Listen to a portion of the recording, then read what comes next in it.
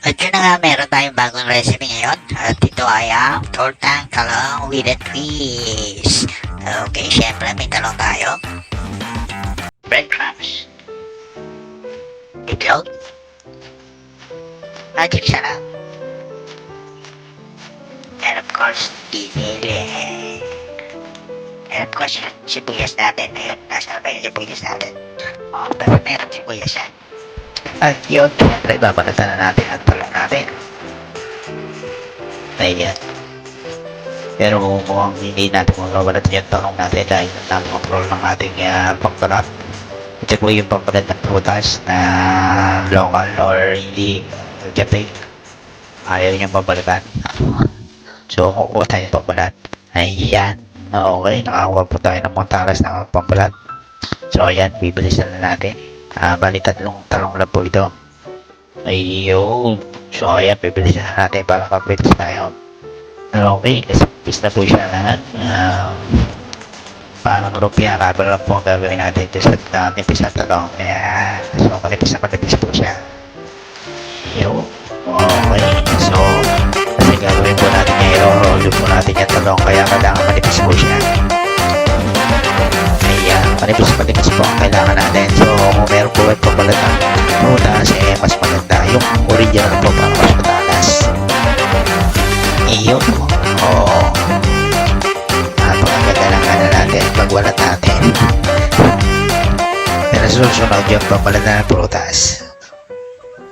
Okay, ayan kitang-kita nyo naman, manipis yung iwa natin.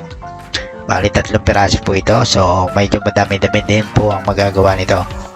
Kasi bawat isang balat natin is isang piraso siya. Kaya yung 1/4 na giniling sobra-sobra po yung 1/4 na giniling. Ang ano nga pala natin, titimplan nyo lang yung giniling natin ng sibuyas, spring onions, and paminta, and of course asin, and yung magic sarap. Ayun so nabalatan na natin yung mga talong. Gagawin natin pagkabalat natin ng talong ay magluluto na tayo. Ayan. So 3 piraso lang po pero napakarami na po natin nagawa niya. Ayun. So balat na. Haluin na natin yung giniling. Kaya nasabi ko, spring onion, asin, sibuyas, carrots. Para lang po kayo nagagawa ng lumpia. Yan. Syempre titimplahan yan ng asin at paminta para malasa po siya. So, kayo na po ang bahala sa lasa niya or sa panlasa niyo kung gaano ka yung asin nyo. Yan. So, bali yung carrots at sibuyas iyan natin sa food processor natin. Dahil para yan isa magiling siya or bumbu siya. And of course, yung itlog nga pala natin. At least 3 eggs po yung kailangan natin. Isa para sa giniling. And then yung dalawa is para po dun sa isasawsaw natin mamaya. Ayun. So yan. Iwa-iwain lang natin ang ating sibuyas at carrots. And mamaya i-ano natin sa food processor natin yan para medyo maliliit yung hiwa niya or talagang hiwang-hiwa siya. Dahil yan is magiging parang giniling siya or parang bola-bola. Ayan. Yan ang kagandahan yan dahil hindi alam ng mga bata na kumain sila ng talong dahil ang klasa po nito is para siyang bola-bola. Yan. Kaya mas maganda po ito dahil meron siyang kulay, hindi na puro karne. Dahil yung bola-bola po is puro karne po siya. Ito hindi po, meron siyang talong. Siguro ang talong niya is 40% sa bawat bilog niya. So at least kumakain yung anak nyo ng talong. Yun ang kagandaan dyan. Okay, pinuput processor na natin. Yun. So ayan habang pinuput processor natin yan, giling na giling po siya. Mura lang po ito sa Shopee, nasa $1 lang yata kasama na shipping fee. Yun, lagyan natin syempre ng asin, ang palasa. Ayan, lagyan lang natin ng asin, paminta, and of course yung magic sarap. Ayun nakita nyo durog na yung carrots natin at sibuyas. Ayun. So, ano lang po ito, manual lang. Nasa 60 pesos lang yata ang isa nito.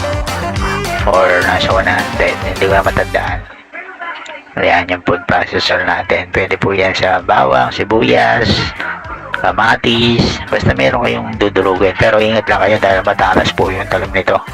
Oo, ayan. Pero ito, manual po ito. So, hindi nyo na kailangan siya kuryente.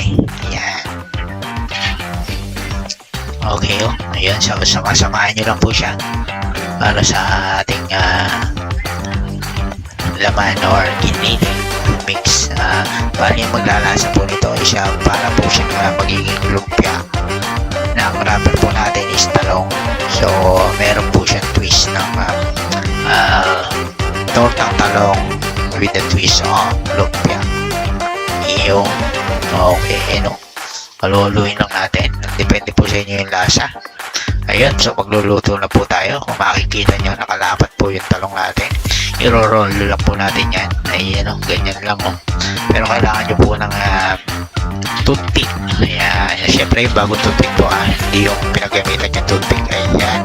So, itutusok natin para siya ay nakabilog. Ayun, no? O, bilog na po siya. No, tapos kuha ulit tayo na isa. Ganun lang po na ganun. Pero yan, pag halimbawa ganyan na natin, isasawsaw natin sa itlog yan para pag sausaw natin sa bread mix, maayos po siya.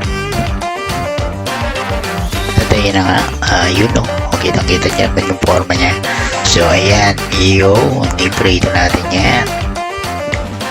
So pagka-prito niyan, medyo brown kailangan para at least ay malutong-lutong siya. Ayun o, lumulutong-lutong na po mga kabiyahe. Ayan, ganyan lang po ang gagawin natin. Paulit-ulit lang po yan hanggang sa maubos yung ating minix na giniling at talong. Ayan o, mapapansin niyo po maninipis po yung hiwa natin sa talong, pero dapat yan mas maninipis pa. Ayan o, paulit-ulit naman po. Lalagay yung giniling, lalagay yung talong. Yan, ganyan lang po lalagay. And then, niloroll natin yan. Kasama lang giniling with talong. And of course yan, nilalagyan natin ng toothpick. Yun o.